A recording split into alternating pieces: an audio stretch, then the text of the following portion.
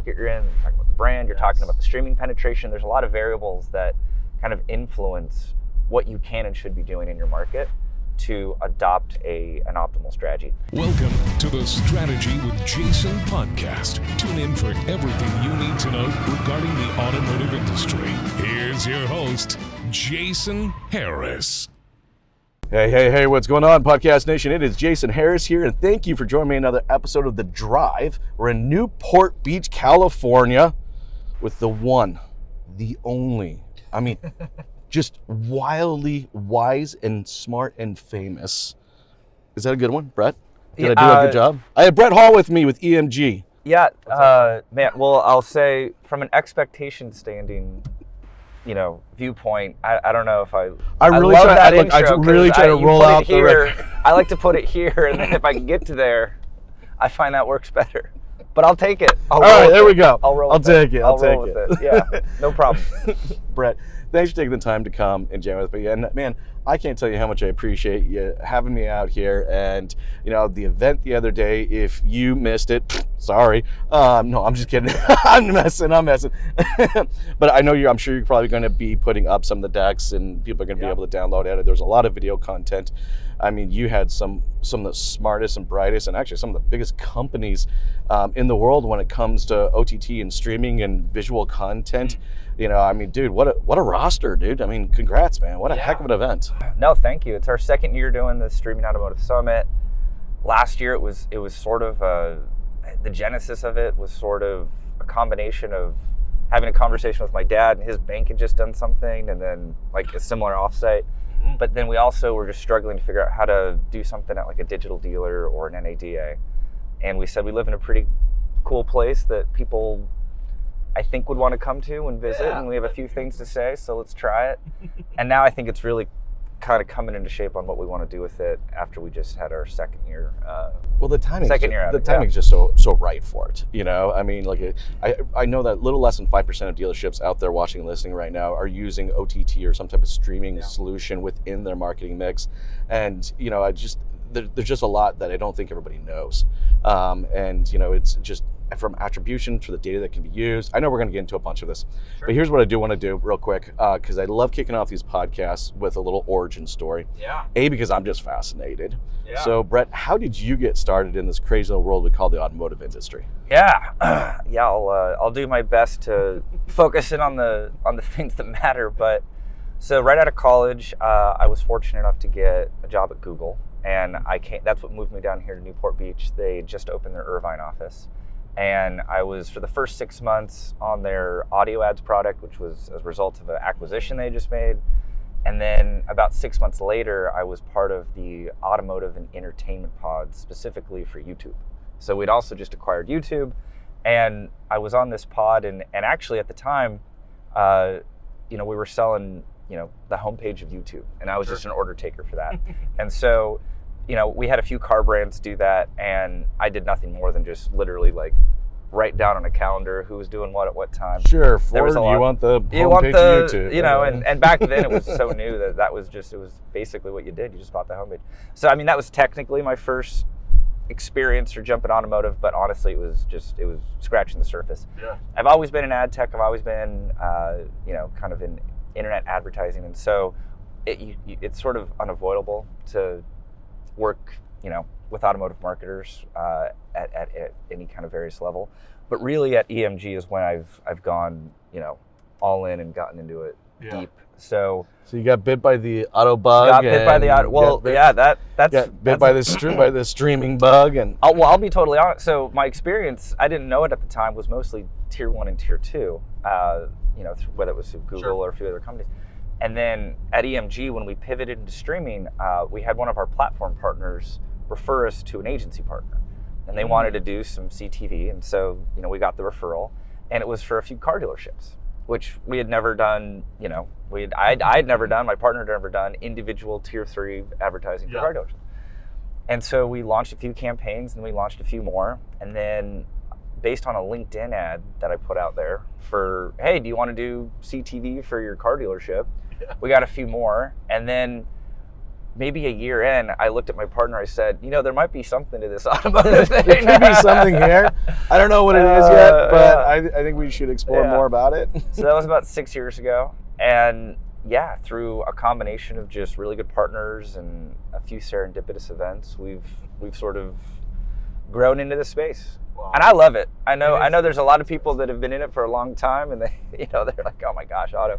I like it a lot. I like it because I think it's the people that I like. This is the one fun thing about the automotive industry is you get everybody from every walk of life. Yeah. All right. I mean, I know people that are operating large multi-billion-dollar groups who never even finished high school.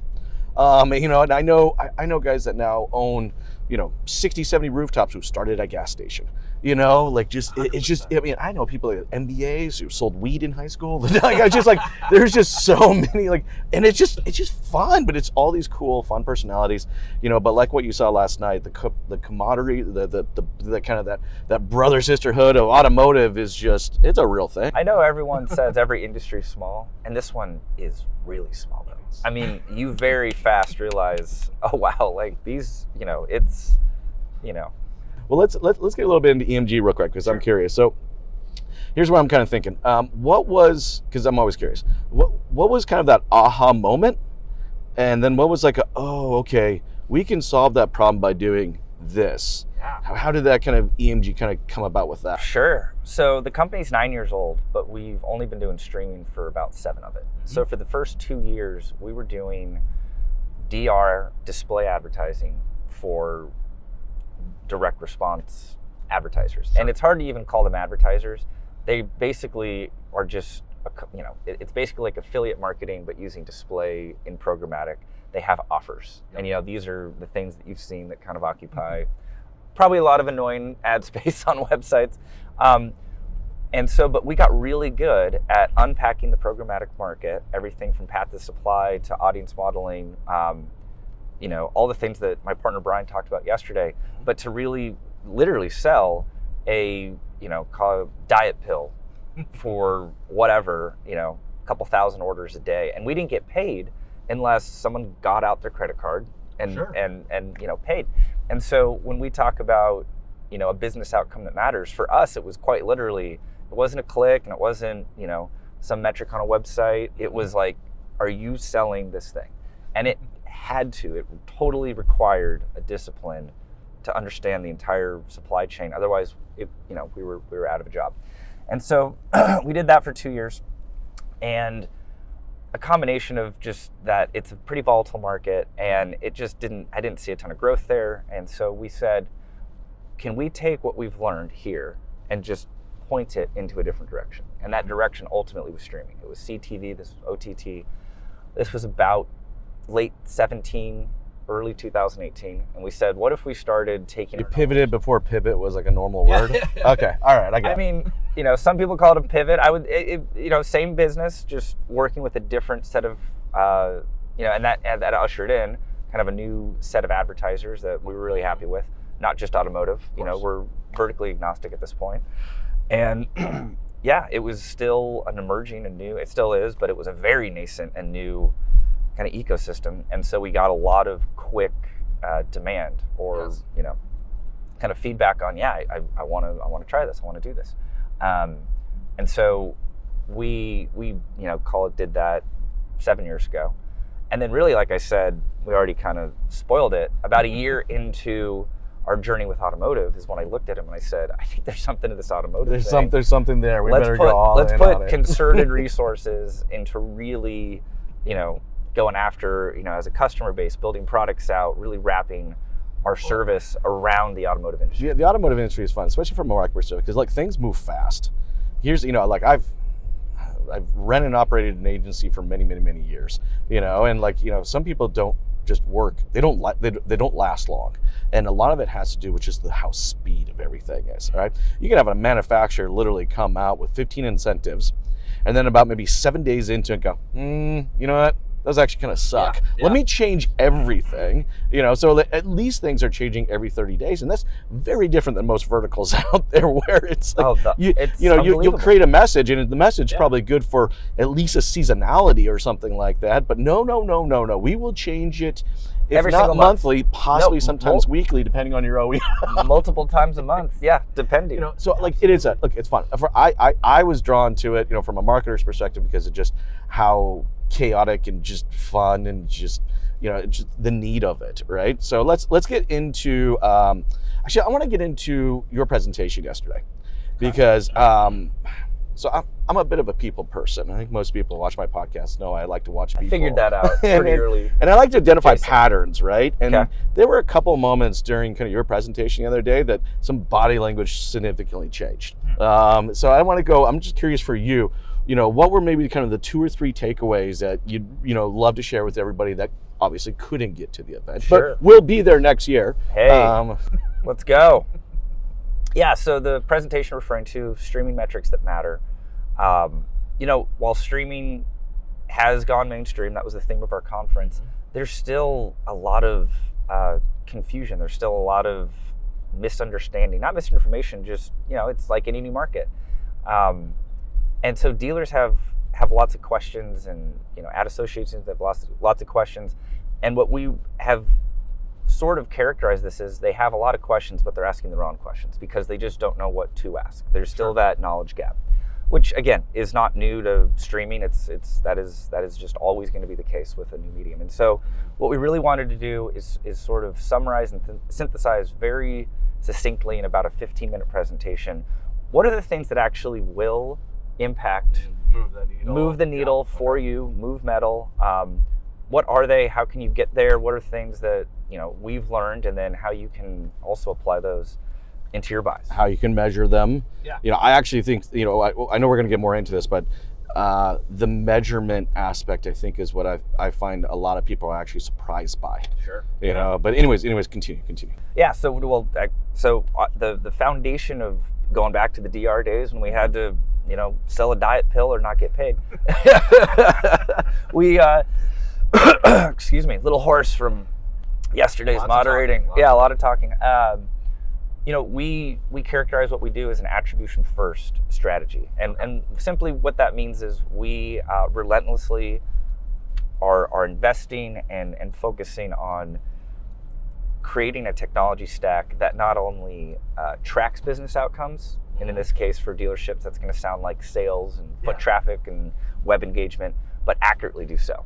What we've learned is there's lots of different solutions that I'll call it, you can generate a number. I can give you back a number, but unless you put this much into the machine, you get this much out. But a lot of times it's either a vanity metric, or it actually didn't happen, or it's out of context. Yep.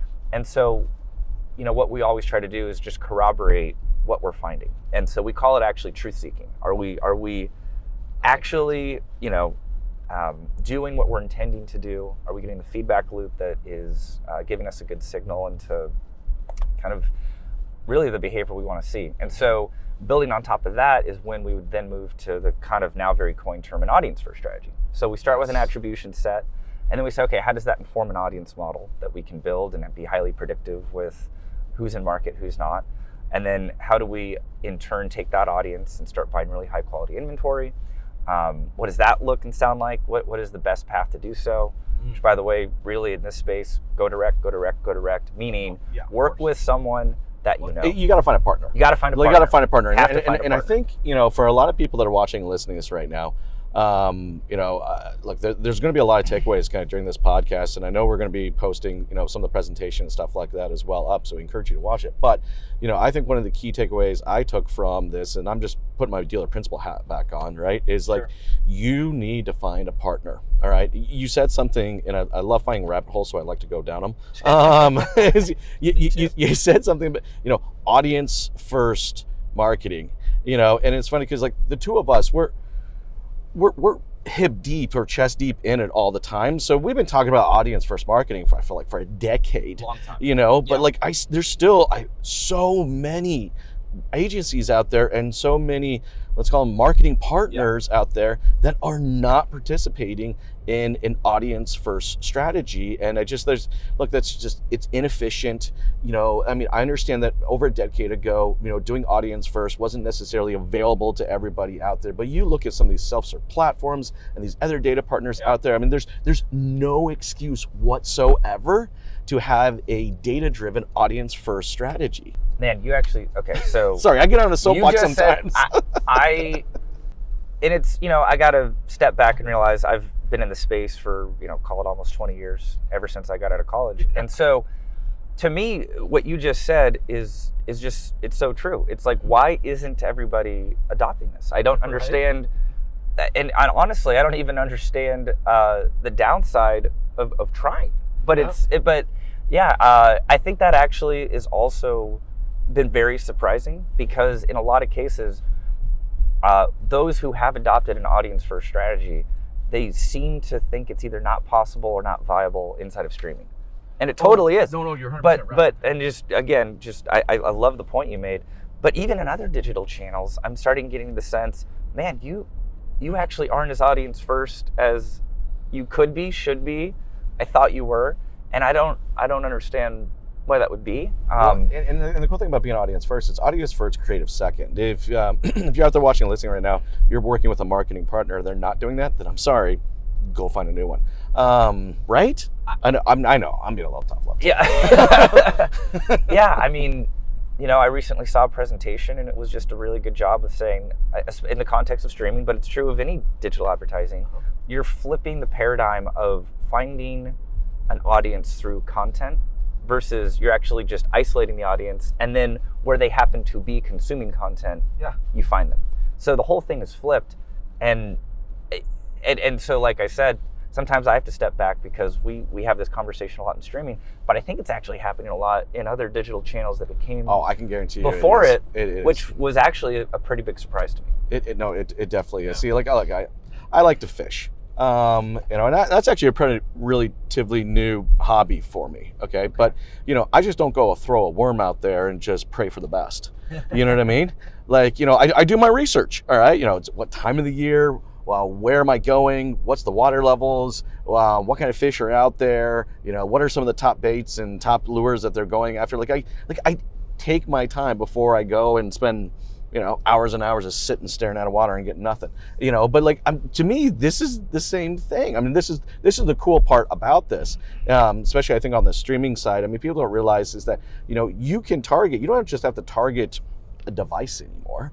All right. You can target a household. Yes. I heard a stat recently, and I don't know how recent this stat was, but the average household has 9 connected devices in there, and look, to me, I don't know. I did go to school for marketing. I wanted to come up with the next bum. It didn't happen. I sold cars, and here I am. But it worked out. Marketing 101 was reach and frequency, right? It was who can I reach and what's the frequency I can reach them at? Yeah. And it's anyways, I'm going to have you jump into this because I think there's some great strategies, but we have such a monster opportunity right now, not just to target an individual, but to target a household across devices over multiple frequencies.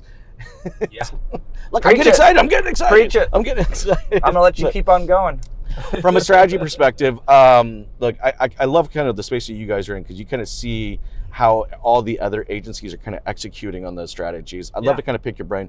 What's some of the best you've seen as far as strategy approaches? Yeah. So the best we've seen is when agencies, it's going to sound funny, when agencies, they sort of accept and take us as the market experts that we are. And so let me actually take a step back. What we intentionally have done with the company is decided to be very focused, have a very deep but very narrow expertise in something, which is streaming. Everything else is not for us. And so, all we do every single day is work in the streaming ecosystem for automotive retailers. It is all we do. And so we view ourselves, if marketing's a wheel, we are but one spoke on that wheel. Mm-hmm. And so when we work with an agency, we actually find the best success when, this is not to sound boastful, it's just they take our advice. They say, we have a lot of data. We say for this store, this is, probably what you should do from a marketing standpoint, from a geo-targeting standpoint, defined by radius, here's how much addressable budget there is to effectuate the proper reach, the proper frequency. It really does come back down to that. It really does. We're not inventing anything new. It's everything you learned in college. It's just applying it in this ecosystem. That's the hard part. That's the hard part. It's like, what are the households that are in market? Yes. How many times should I be hitting them? And that answer is a little different for every dealership in the country. And because you're talking about what market you're in, you're talking about the brand, you're talking about the streaming penetration. There's a lot of variables that kind of influence what you can and should be doing in your market to adopt an optimal strategy. And then also the agency doing a good job of understanding where each client is and saying, okay, look, this is kind of what they're doing, thinking. And a lot of times actually that'll influence kind of how we think about things. We'll go off and test that. And the learning curve's a little, flatter now, but man, in the early days, it was rampant. It was not only because of the data we were collecting, but we had the benefit of working with all of these just amazing 20, 30-year vets in the space of the agency world who have seen it all. And they're like, well, this is how we think about things. And I'm like, I don't know any better. Let's go test that. And sometimes we would validate that. And other times it's like, actually, we just haven't found that to be true with the data, whatever the tactic or strategy is. And so what we like to say is a lot of our partners, they get to stand on like 7 years. They stand on the shoulders of 7 years worth of experience on day one, because everyone that came before us is now in some way, shape, or form part of the solution or solutions that we offer to partners to help with that strategy, to help with that individual dealership, to help with that ad association. Well, and that's why choosing a marketing partner, it's almost like, I don't even really necessarily like the whole marketing agency, because I don't think the agency model is not necessarily what we're talking about here. It really does need to be a marketing partner. That marketing partner does need to be intimately knowledgeable about your dealership's goals and objectives across all of your departments. All right, so they can reverse engineer backwards to identify and build out an audience that's going to help meet those goals and objectives, and then work with their creative partners or creative team to actually then create a piece of creative that's going to speak and connect to them. Like, this isn't like... There's a lot there. And the other thing, just to complicate it, gosh, how many different marketing channels are there now? That's right. And so what's the mix? From our perspective, it's like, you need 20 of us. You need the same guy, but for search, for social, SEO, email, endemic, text messaging, SMS, like all of it, because they are all, you probably saw this, NADA publishes each year, as I'm sure you know better than I do, kind of marketing spend on average for each dealership, or on an average dealership, and then broken down by channel. And up until 2023, internet, or digital, I think it was internet, was just one slice of the pie. And it's obviously been getting bigger and bigger. 2022, I think it was like 60%. In 23, they divvied up the pie. They showed, okay, here's how much on average there's, a dealership is spending in SEO. Well, because now it's so big. And so when you look at that pie and how it's been busted up, maybe 15 years ago, it made sense that you could have a digital partner, because there just wasn't as many channels, because there wasn't as many budget. You need a team now. Now it's obviously easily the biggest expenditure from an advertising standpoint that a dealership has. And I know that might sound, like a lot if you're out there and listening. Oh my gosh, I need an entire team now. Yeah, but the funny thing is that when you do put together that team, the level of efficiencies that go into it, like, here's the bottom line: we can do a lot more with a lot less. All right, than 10 years ago, because of the audience, because of the data, because of the creative solutions, because of being able to target those connected devices and get into them. Like, I'm excited. This is a very exciting time, I think, for automotive marketing. I know, Brett, we're getting towards the tail end of our time today. I know we could easily jam for what? Like, I know, right? Goes this fast. Well, when you're having fun. But let's take another loop. Let's man. go for another loop. We can do PCH. We got road. But before I let you go, though, for everybody out there watching and listening right now who would love to connect with you and just learn more about you guys and EMG and just some of the services and the value that you bring, what's the best way to do so? Yeah, not surprisingly, our website, evolutionmediagroup.com. There's about 5 different ways that you can connect with us there. And we will get right back to you immediately. We're on all, the social channels, LinkedIn, Facebook, YouTube. That's where a lot of this content from the conference is going to be. And, we'd obviously love to have a conversation with whoever you are and wherever you are. We work with, marketing partners that have 3 people on staff, and then we work with companies that are the big OEM digital providers that have hundreds of people. So we're kind of everywhere in between. So, well, Brett, this has been a lot of fun. I really appreciate you taking the time to jam with me today. Yeah. Thank you. Thanks, man. buddy. Thanks. Appreciate it. For everybody out there watching and listening, we appreciate you. Thank you for taking the time to check this out, and make sure you check out EMG. You guys have a wonderful day. Thanks. Thanks for tuning in to the Strategy with Jason podcast with your host, Jason Harris. Remember to like, comment, and subscribe. Happy podcasting.